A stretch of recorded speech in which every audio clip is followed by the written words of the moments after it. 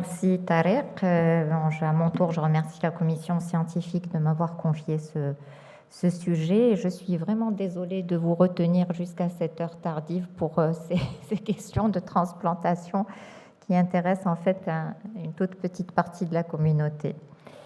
Donc, je vous parlerai de la définition des biopsies protocolaires, du timing de ces biopsies protocolaires, bien qu'il n'y ait pas de consensus dans les équipes sur le moment précis où il faut les faire, mais grosso modo, d'après la littérature que j'ai pu parcourir, donc on a les biopsies d'implantation, des biopsies précoces, des biopsies à un stade un peu plus tardif, entre 6 mois et 1 an, et enfin les biopsies tardives au-delà d'une année. Et puis on a les biopsies protocolaires dans le haut risque immunologique. J'hésite même à dire protocolaire pour ne pas dire peut-être systématique, on verra en fonction des études, et le développement de nouveaux biomarqueurs qui ont l'air d'être prometteurs pour peut-être mieux cibler le moment où il faudra aller faire une biopsie. Donc bien sûr, la biopsie du greffon, ça reste l'examen et le gold standard depuis les années 90 pour en fait connaître et individualiser les lésions histologiques pour préserver ce greffon. Et si la biopsie d'indication elle est là et elle est retenue par toutes les équipes, par contre, la biopsie protocolaire reste vraiment débattue. Et elle a connu un regain d'intérêt dans les années 2007 grâce à un Canadien qui est David Rush et qui a mis en évidence dans des biopsies le rejet infraclinique. Donc à partir de là est née la possibilité que chez des patients tout à fait stables, sans augmentation de la créatinine, on puisse avoir des rejets, qu'ils soient à médiation cellulaire ou humorale, et que ces rejets infracliniques puissent être une cause de dysfonctionnement et d'échec du greffon à long terme. Et donc ces travaux en ont engendré d'autres et ont permis donc de mettre dans la classification de Banff en 2009 la notion de possiblement avoir un rejet infraclinique. Donc ces biopsies protocolaires, elles permettent de détecter précocement un dysfonctionnement aigu ou chronique, elles permettent de le traiter et l'objectif évidemment c'est d'améliorer la survie à long terme et de réduire le risque donc de perte de ces greffons. Alors tout ça ne serait pas possible sans avoir une classification histologique de référence et c'est la classification internationale de Banff qui existe depuis 1991 et qui a connu donc des modifications et des améliorations jusqu'en 2022, pratiquement tous les 2 ans, qui a permis en fait aux anatomopathologistes de parler un même langage, donc d'unifier et d'harmoniser donc ces descriptions histologiques. Je vous ai mis ici en fait une publication récente d'Alexandre Loupy qui a résumé en une ligne toutes les grands faits marquants et les grandes modifications apportées à cette classification de Banff. Et je parlerai donc des faits marquants. En 2001, on reconnaît le rejet aigu médié par les anticorps et on a établi ces critères. En 2005, on élimine ce qu'on appelait anciennement la néphropathie chronique d'allogreffe et on la remplace par la FIAT, donc la fibrose interstitielle et l'atrophie tubulaire. On découvre qu'il n'y a pas que des anticorps anti-HLA et qu'on peut avoir des DSA non HLA, et notamment, vous connaissez bien les anticorps anticellules endothéliales, les MICA, mais aussi des anticorps activateurs du récepteur AT1 de l'angiotensine. Et puis, en 2009, comme je vous l'ai dit, donc vient s'intégrer dans la classification de Banff le rejet infraclinique. Ensuite, on a parlé de rejet humoral avec C4D et DSA, le rejet humoral sans C4D ou le rejet humoral uniquement avec des DSA. C'était en 2013. On a reconnu le rôle pathologique de ces anticorps anti-donneurs mais non DSA en 2015. Et puis, maintenant, la génétique rentre aussi dans la classification de Banff, c'est la biologie moléculaire. Donc, les transcriptomiques des biopsies, c'est l'étude de l'expression des gènes de rejet sur les lames biopsiques. Et ces transcrits de gènes vont être répertoriés sur des puces ADN et vont permettre donc de renforcer le diagnostic de rejet dans les formes litigieuses.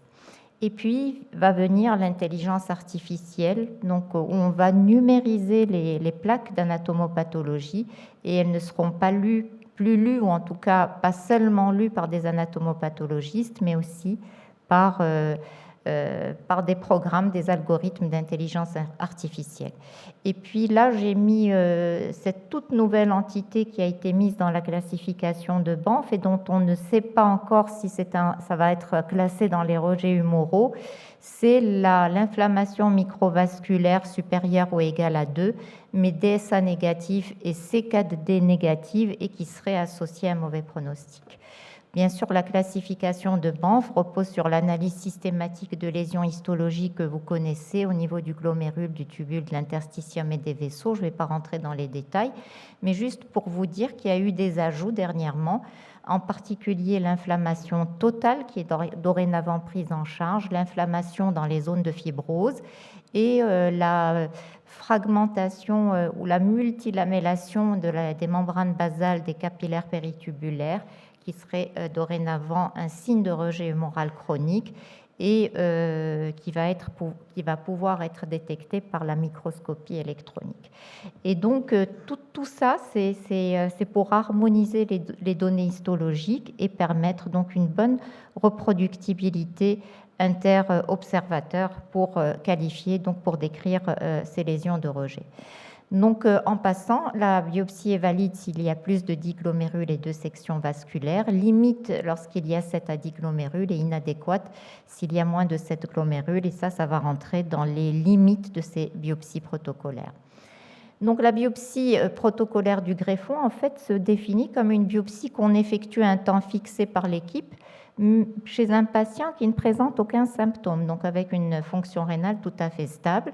Et puis, on a le deuxième type de biopsie, qui est la biopsie d'indication que l'on va faire lorsque l'on a une augmentation, donc un marqueur biologique en général, une augmentation de 20% de la créatinine. Donc, ceci est le timing des complications après transplantation. Au-dessus de cette ligne continue, au-dessus de la ligne continue, on va avoir les complications allo-immunes, donc bien sûr les rejets humoraux précoces, les rejets cellulaires qui surviennent au-delà du 15e jour, et puis le rejet infraclinique que vous voyez, il peut exister depuis les phases précoces jusqu'aux phases tardives, et enfin le rejet chronique. Et en dessous, vous avez les complications non immunes, non allo-immunes, qui peuvent aussi être détectées par les biopsies protocolaires, comme les toxicités aiguës ou chroniques médicamenteuses, les néphropathies de récidive, les néphropathies à bécavirus. Alors, cette biopsie protocolaire, quand est-ce qu'il faut la faire? Il n'y a pas de consensus sur la période optimale. On peut proposer des biopsies d'implantation, c'est surtout dans les donneurs à critères élargis pour voir est-ce qu'il faut prendre ou pas le greffon. Les biopsies précoces qui permettent, surtout chez les patients hautement sensibilisés, de détecter le rejet infraclinique. Les autres biopsies protocolaires que font certaines équipes entre 6 et 12 mois, dans lesquelles on peut encore identifier et traiter le rejet infraclinique. Et enfin, les biopsies tardives pour évaluer les lésions de chronicité, l'inflammation persistante, la toxicité médicamenteuse, etc. Et en passant, le rejet infraclinique est défini comme une preuve histologique d'un rejet aigu, qu'il soit cellulaire ou à médiation par anticorps, alors que la fonction du greffon est tout à fait stable et que la créatinine est inférieure à 15% par rapport à son ATIA. Les contre-indications, c'est celles que vous connaissez, l'hypertension, l'infection, l'absence de consentement du patient, les greffons intrapéritonéaux parce que ça a pu entraîner des péritonites, la présence de fistules artério-veineuses iatrogènes. Alors, je vais commencer par parce que j'ai trouvé dans la littérature les biopsies que l'on peut proposer au commencement, puis les biopsies précoces et les biopsies un peu plus tardives, et voir un petit peu avec vous les résultats et les apports de ces différents timings de biopsies protocolaires. Donc les biopsies préimplantatoires, c'est une biopsie que l'on va faire avant d'implanter le greffon, et c'est une biopsie qui aide à la décision de transplantation des reins dits marginaux. Donc ici, j'ai trouvé une étude où on a fait une biopsie implantatoire, en fait pas chez des reins de donneurs à critères élargis, mais chez des donneurs vivants bien sélectionnés. Et donc il y avait un petit peu d'hypertendus dans cette cohorte de patients étudiés, des patients avec antécédents d'insuffisance rénale chronique terminale. Et on a découvert que chez 14% des patients, il y avait des lésions chroniques de glomérulosclérose, de fibrose interstitielle ou d'atrophie tubulaire. Et chez 1% des patients, on avait une glomérulopathie. Donc on a essayé de voir l'impact de ce don sur le DFG de ces donneurs. Et on voit que finalement, après la greffe, on a une augmentation du DFG dans les 3 groupes qui est comparable. Il n'y a pas de différence statistiquement significative. Donc, on est rassuré. Lorsque le donneur est bien bilanté, il n'y a pas de risque sur la fonction résiduelle du rein restant chez le donneur. Chez le receveur, c'est la même chose. Pour la survie, il n'y avait pas de différence significative entre les greffons avec biopsie normale contre les greffons avec des lésions histologiques. Par contre, chez les donneurs à critères élargis, et on définit un donneur à critères élargis, ce sont les donneurs à cœur arrêté, mais aussi les donneurs au-delà de 60 ans, les donneurs avec entre 50 et 60 ans, mais avec une hypertension artérielle, une petite insuffisance rénale ou un décès d'origine cardiovasculaire. Et on voit que dans ces biopsies de prélèvement, ce qui ressort comme très significatif sur la survie du greffon, c'est la glomérulosclérose. Quand vous avez un greffon, on a plus de 10% de glomérulosclérose, eh bien, on a un risque de 28% de perte du greffon. C'est la ligne en noir. Ceux qui avaient plus de 10% de glomérulosclérose avaient une moins bonne survie. Donc, c'est un moyen de sélectionner, quand on a la possibilité d'avoir l'extemporané, donc les biopsies des donneurs à critères élargis. Alors les biopsies précoces, qu'en est-il? Ça, c'est une étude coréenne, donc c'est des patients qui ont bénéficié d'une biopsie précoce à 2 semaines, puis d'une biopsie à 1 année, versus un groupe où il n'y avait qu'une seule biopsie et versus un groupe où il n'y avait pas du tout de biopsie protocolaire.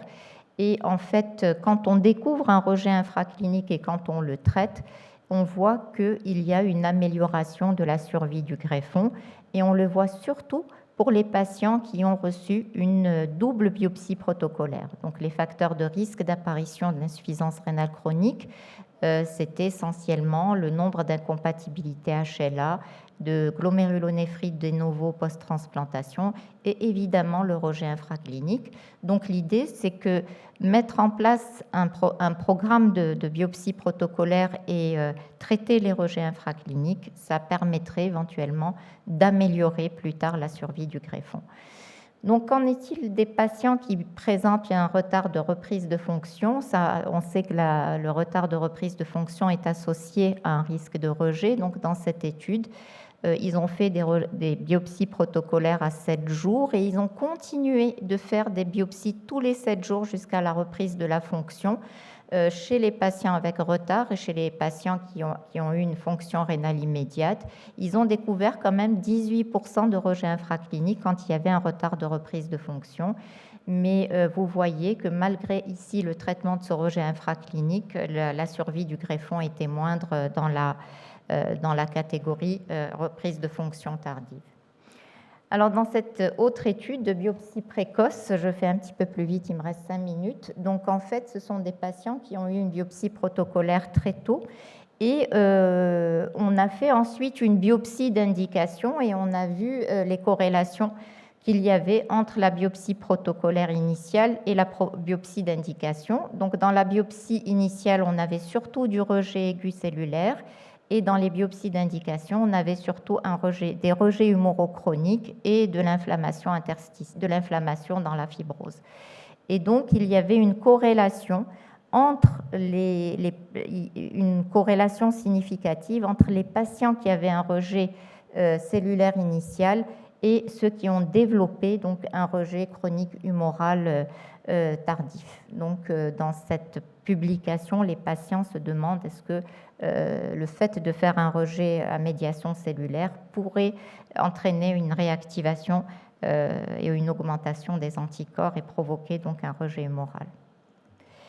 Pour les biopsies intermédiaires, elles permettent aussi, comme je vous l'ai montré sur le schéma initial,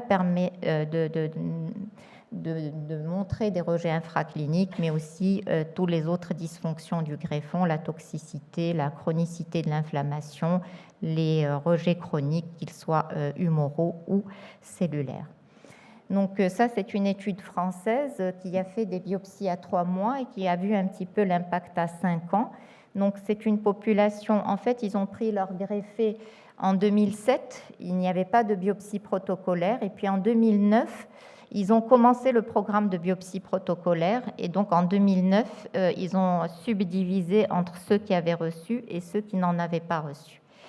Et ce qui est intéressant dans cette étude, c'est qu'ils ont construit un score de propension, c'est un score qui a permis de définir les patients qui devaient normalement bénéficier de cette biopsie protocolaire parce qu'ils étaient hautement sensibilisés, parce qu'ils avaient eu par exemple une disparité âge donneur-receveur, parce qu'ils avaient fait une transfusion, parce qu'ils avaient un retard de fonction du greffon.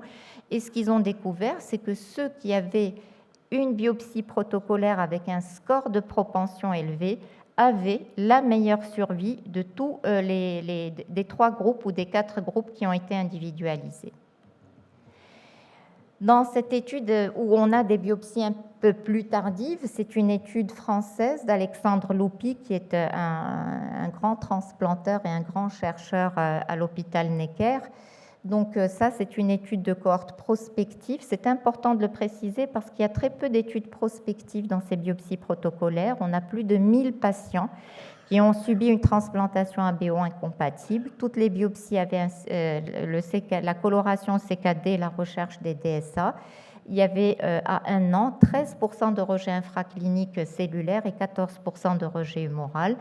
Et on voit bien que le rejet à médiation cellulaire a la même survie que les patients n'ayant pas de rejet et que le rejet humoral, bien sûr, a même traité à un pronostic qui est beaucoup moins bon. Et en fait, pour ceux qui avaient fait un rejet humoral, la totalité avait développé des DSA de novo. À 2 ans, je ne vais pas m'attarder sur cette étude parce que je n'ai plus beaucoup de temps, c'est pratiquement les mêmes résultats. Même à 2 ans, on peut encore découvrir le rejet infraclinique. Et dans cette étude, on voit qu'ils ont fait un suivi à 12 ans et il n'y avait pas de différence significative dans la survie. Ce qui est intéressant, c'est qu'ils disent que c'est possible que dans cet intervalle, il y ait eu des rejets infracliniques et qu'ils proposent que l'on fasse une biopsie protocolaire tous les 5 ans pour surveiller de plus près ces greffons et préserver davantage leur fonction. Ça, c'est 2 études qui sont extrêmement importantes. C'est à partir de ces 2 études, celle de Carmen Lefaucheur et d'Alexandre Loupy à Necker et celui de Brian Nankivel, qui est un Australien. Ce sont les premiers à avoir, sur des biopsies protocolaires, décrit l'inflammation dans la fibrose et d'ailleurs qui est rentré dans la classification de Banff à partir de 2015, je crois. Et en fait, cette IIFTA est corrélée à une très mauvaise survie du greffon. Et cette IIFTA, donc c'est les IIFTA stade 2-3 qui sont corrélés à cette très mauvaise survie du greffon. Et cette IIFTA est en fait une conséquence histologique d'une alloimmunité active et chronique médiée par les lymphocytes T, d'où tout l'intérêt peut-être donc de maintenir ou de faire des protocoles de biopsie donc protocolaire pour identifier les rejets à médiation cellulaire, les traiter et éviter d'évoluer vers ce type d'inflammation dans la fibrose. Donc, ce qui était corrélé à cette IIFTA, c'était le rejet cellulaire, comme je vous l'ai dit, la néphropathie à bécavirus. Et ce fait intéressant, ce qui était protecteur, c'est quand on avait une trithérapie, anticalcineurine, MMF et stéroïdes, comme si la sous-immunodépression pouvait être un facteur de IIFTA. C'est pour ça que nous devons faire attention dans notre population de transplantés lorsque l'on veut baisser l'immunosuppression ou arrêter par exemple les stéroïdes. Il faut peut-être faire une biopsie protocolaire avant. Donc, pour résumer toutes ces études, il y a cette méta-analyse indienne qui a été publiée en 2024 et donc qui dit que finalement les biopsies protocolaires, ça permet donc d'améliorer la survie du greffon sans rentrer dans les détails. Et elle propose, donc ici vous l'avez, vous le voyez, c'est en faveur de la biopsie protocolaire. Et ça serait plus rentable de la faire au-delà du 6e mois parce qu'avec l'immunosuppression actuelle, tacrolimus, MMF et stéroïdes, la biopsie protocolaire pourrait ne pas contribuer de manière significative à la préservation de la fonction rénale parce que dans cet intervalle et sous cette trithérapie, et surtout s'il y a eu induction, il y a très peu de biopsies de rejet. Alors, je vais terminer par l'intérêt de ces biopsies protocolaires dans les patients hautement immunisés et je vais vous parler sur toutes celles-là. Ce sont des patients qui ont été biopsiés à 2 semaines, mais ce sont des patients hautement sensibilisés avec un PRA au-delà de 90% pour des anticorps HLA de classe 1 et 2.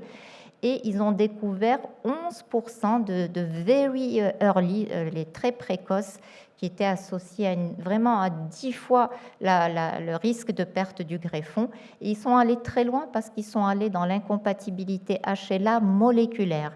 Et vous voyez que ces rejets sont associés à des DSA de classe 2 et à des mismatchs épitopiques. Je ne sais pas si vous vous rappelez d'un cours que nous avons eu à Marrakech. Aujourd'hui, on est descendu à l'HLA moléculaire et à identifier les épitopes différents entre un donneur et un autre. Donc, cette plaque montre que, bien sûr, ce type de rejet a une très mauvaise survie. Là, c'est pour... je suis désolée, je vais peut-être... aller plus vite, mais j'ai pratiquement plus de dia.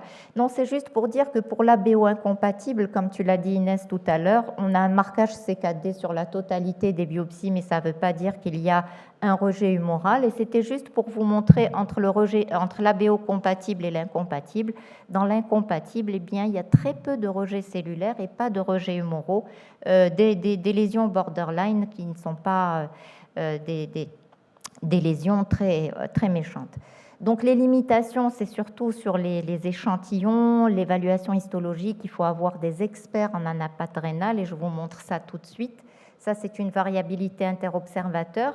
C'est des biopsies qui ont été faites sur des prélèvements donneurs en état de mort encéphalique. Ça, c'est l'anatomopathologiste de garde à qui on a demandé de classer ces biopsies en catégorie inférieure à 3 pour des lésions de chronicité entre 4 et 5 et 6 et 7. Et quand ces biopsies ont été relues par un pathologiste expert, eh bien, il y avait une bien meilleure corrélation avec le débit de filtration du greffon plus tard. Donc, en fait, il faut des pathologistes entraînés. Là, c'est 2 carottes, même jour, sur le même greffon, et vous avez des lésions qui sont tout à fait différentes. Il y a aussi le problème d'échantillonnage. Pour les complications, il y a très peu de complications. Là, vous avez un greffon perdu, mais dans ce papier, les auteurs disent c'est parce qu'il y avait fermeture du service de radiologie pour faire de l'interventionnel et ils n'ont rien trouvé de mieux pour garder ce patient en vie que de faire une néphrectomie d'hémostase. Je termine par les biomarqueurs qui sont très prometteurs. Donc, il y a l'ADN acellulaire spécifique du donneur que l'on va pouvoir, quand il augmente à 5 fois plus que par rapport aux patients qui n'ont pas de rejet, eh bien, c'est qu'il y a probablement une lésion et ça pourrait donc orienter les transplanteurs vers une biopsie protocolaire. Et il y a aussi d'autres marqueurs, les Q-scores, qui sont donc déterminés au niveau des urines à partir d'un certain nombre de critères et qui semblent aussi très prometteurs. Et vous voyez les courbes ROC ici avec une excellente sensibilité, une spécificité. Pour conclure, la biopsie protocolaire, c'est un outil diagnostique qui permet de détecter les pathologies à un stade précoce. Ça permet une opportunité pour personnaliser l'immunosuppression et améliorer la survie. Moi, je dis qu'elle doit être fortement proposée précocement, surtout aux patients à risque, le degré de sensibilisation élevé, la transplantation incompatible, que ce soit la compatibilité HLA ou de groupe sanguin. Quand on veut minimiser l'immunosuppression, surtout l'arrêt des stéroïdes, les patients avec retard de reprise du greffon, et le développement de ces biomarqueurs vont permettre probablement de cibler le moment le plus opportun donc, pour pouvoir faire une biopsie et surseoir justement la protocolisation de ce geste. Et je vous remercie.